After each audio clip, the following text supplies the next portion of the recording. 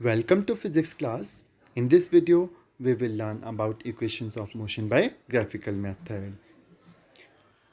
First equation of motion, V is equal to U plus AT. Second equation of motion, S is equal to UT plus half AT square. Third equation of motion, 2AS equal to V square minus U square, where U is initial velocity, V is final velocity, A is acceleration, T is time taken, and S is distance traveled by an object. So we will derive these equations one by one. Today we are going to derive equation 1. First equation of motion. V is equal to U plus AT. You have to practice this equation 3 to 4 times after understanding. Equation for velocity time relation. Consider the velocity time graph of an object that moves under uniform acceleration as shown in the graph. Initial velocity of the body denoted by small u, final velocity of the body v, time taken by the body time t, acceleration of the body a. From this graph, it is clear that initial velocity of the object, that is u at point A, u is not equal to 0. From this graph, you can see that initial velocity of the object at point u, and then it increases to v, that is final velocity at point B in time t. We have taken along x-axis time in seconds and along y-axis velocity in meter per seconds. Now we have to plot certain perpendiculars here. Velocity changes at a uniform rate, that is acceleration. The perpendicular lines BC on OX, that is time axis. BC perpendicular on OX time axis, and BE on OY axis, that is velocity axis.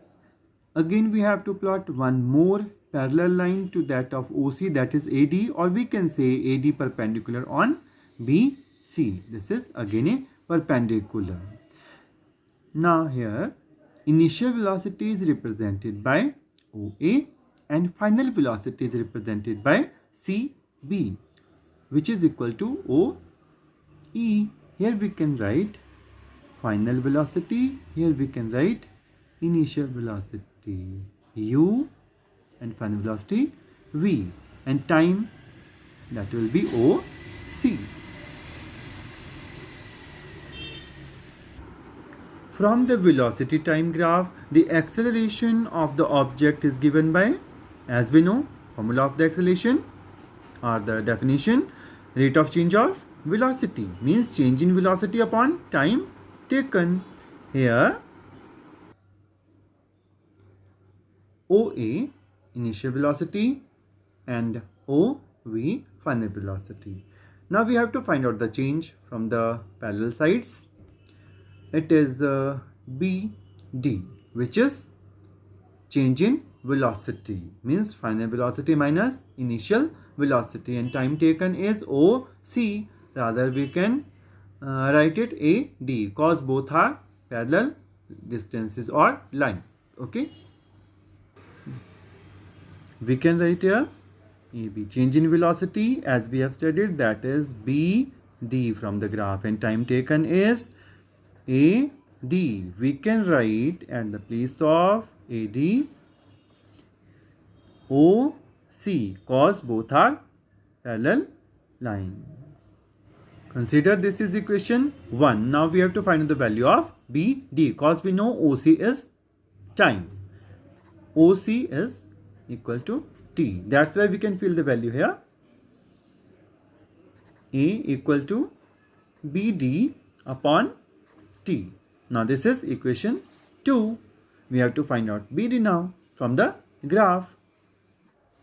BD will be equal to BC minus DC. You can see in the graph. Now we will fill the values. BC, that is final velocity denoted by V. DC, that is initial velocity. Now this is equation 3. We have to fill value of BD in equation 2.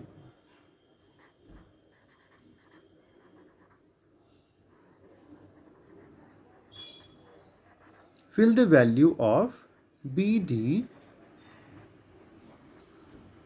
from equation 3 into equation 2.